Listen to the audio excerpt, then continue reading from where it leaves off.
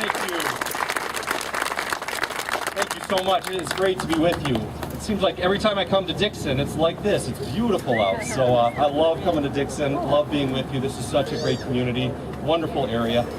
We are really excited. We've got about a little less than 30 days left in this campaign. We're going to see some real change in Springfield with Bill Brady and out in Washington, D.C. With getting some significant changes happening there. The incumbent that I'm running against doesn't really listen to us. He is not out here. He's much more concerned with what Nancy Pelosi tells him to do. We need someone who's listening to us, who's available to us. To me, I think we need common sense out in Washington, D.C. The idea that you can't spend money you don't have. That's common sense that we have in our families and in our businesses, and yet they've lost touch with us out in Washington, D.C. Something happens when they cross the Potomac, where all of a sudden they start thinking it's their money, that they can do whatever they want to with it, that it's their position, that they can benefit from it, and take care of their friends and family. That's got to stop. We need people out there working for us, listening to us, caring about what's important to us. So that's our message over these next days, is just to be connecting with as many people as we can, saying we need common sense. We need people willing to stand up and fight for the American people, fight for the 14th Congressional District, get people working again, get jobs created. I talk to manufacturers all over this district who are wonderful manufacturers. They make products that are the best in the world. And yet, you know what? They're scared to death. They're not scared that they can't do the job. They know they can do the job. They know that their employees can create these products that people will want all over the world. What they're scared of is what Washington, D.C. is going to do to them, what government is going to do to them. It's no longer what's government going to do for me, it's what's government going to do to me.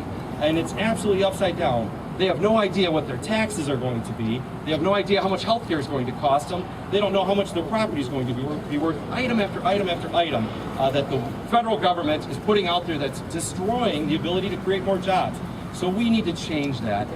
To me, it was so, again, ridiculous this week that Congress adjourned and our congressman adjourned and left without voting on where our taxes are going to be on January 1st. They left Washington 3 weeks early and they raised every single level of tax. Every single taxpayer will pay higher taxes because of what they've done. Every tax bracket will go up. We've got to stand up and say that this is wrong. In a time of recession, when we're having to tighten our belts, Washington has to tighten its belt as well. So we need leaders, officials out in Washington, D.C. who get it. Understand that common sense, that we need accountable government officials listening to us, responding to us, working for us, and we need responsible spending out in Washington, D.C. We need them to understand that this is our money that they're spending. It's not their money to play with. So things are going great. We see absolute desperation by Bill Foster, my opponent. You see the mailers go out, there's nothing about what he's done. He can't talk about what he's done. He can't talk about the fact that he's voted with Nancy Pelosi 92.5% of the time. I go around this district and ask, do any of you agree with Nancy Pelosi 92.5% of the time?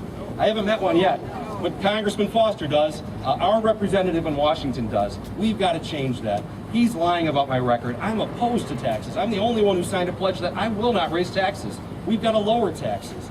I'm also fighting for families. I'm proud of the work that I do. Small little company here in Illinois that provides investment advice to families. They've turned that around and said somehow the 10 of us created a housing crash. It's ridiculous. You need to understand how desperate they are. Nancy Pelosi wants to hold on to her pawns, and one of her pawns that she's got is Bill Foster, our congressman. So don't listen to it. Dig into it. Do the research. Look at the records. Look at my voting record. Look at his voting record.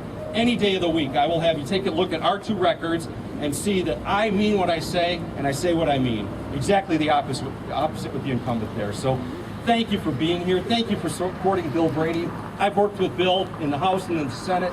He is a good man, a great man. He is someone that's going to get things done down in Springfield. What I'm most excited about is that he's going to stand up to Mike Madigan. If Pat Quinn wins, he's going to be a wet noodle. We need things turned around, and Bill Brady can do that. He can clean up Springfield. We've been fighting together, but the numbers have been stacked against us.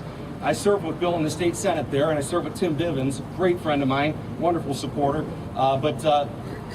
Along with Tim and Bill and myself, there's 22 of us right now, Republicans in the state Senate, versus 37 Democrats. It's their controlling the show down there, and they're making a mess of it. We've got to clean it up. Bill Brady can do that. Tim Bivens is doing a wonderful job for you all, and I need your help in sending me out to Washington, D.C., so I can work for you out there. Fight for our jobs, fight for our families, fight for our future. This is the most important election of our lifetime. This election, November 2nd, 2010. And we can start voting right now. So I encourage you to go vote even this afternoon. Go make sure you get that done and take 10 people with you.